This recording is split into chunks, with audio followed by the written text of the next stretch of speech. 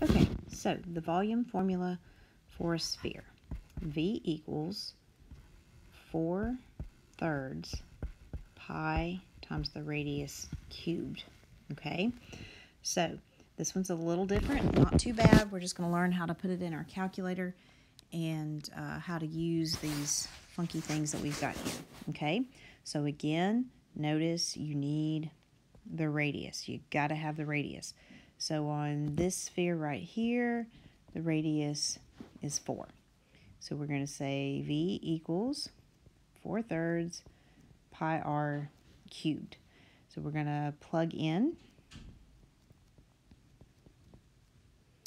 We're going to use, on this one, it says to use 3.14 for pi. So we're going to say 4/3 times 3.14 times 4 cubed. That's 4 times 4 times 4.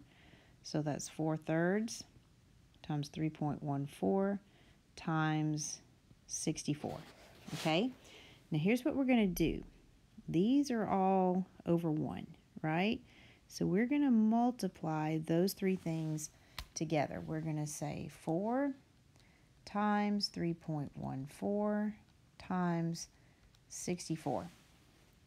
And we get 803.84. Well, now we need to divide that by 3.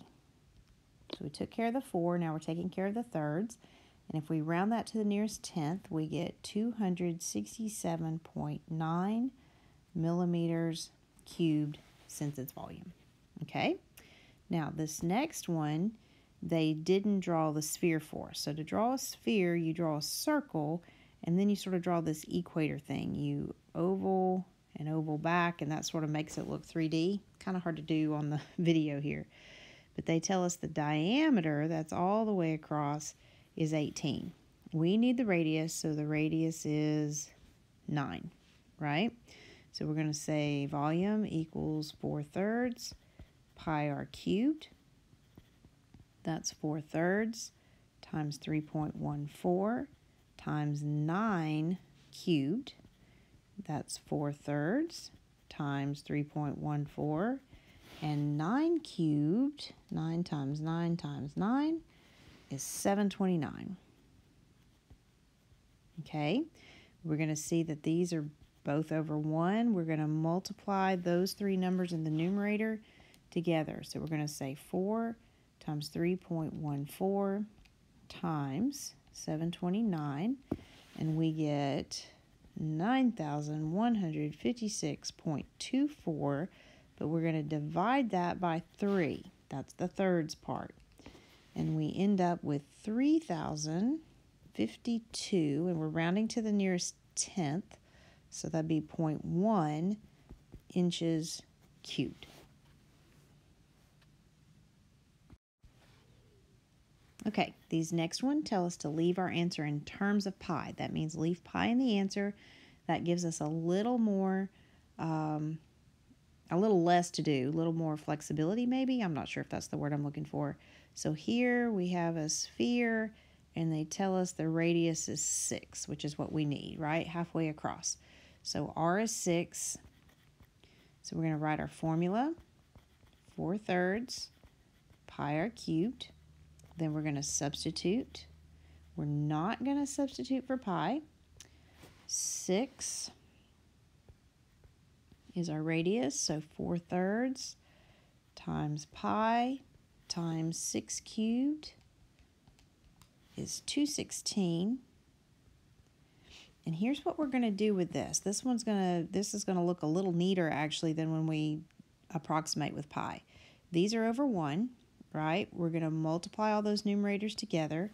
So we get 4 times 216, which is 864 pi over 3, right? Now here's what I want you to do.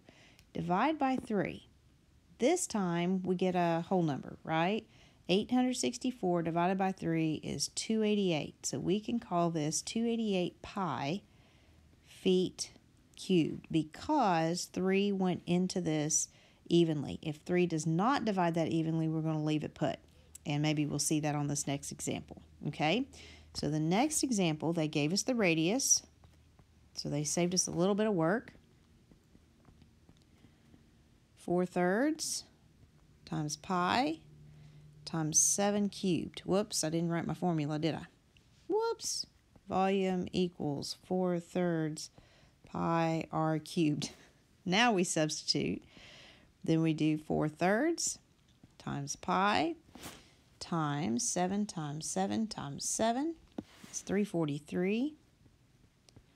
We're going to multiply all those numerators together. So 343 times 4 is 1372 pi, because we're leaving pi in the answer, over 3. Now, if you take 1372 and divide by 3, you get a big ugly decimal, 0.3333333333333.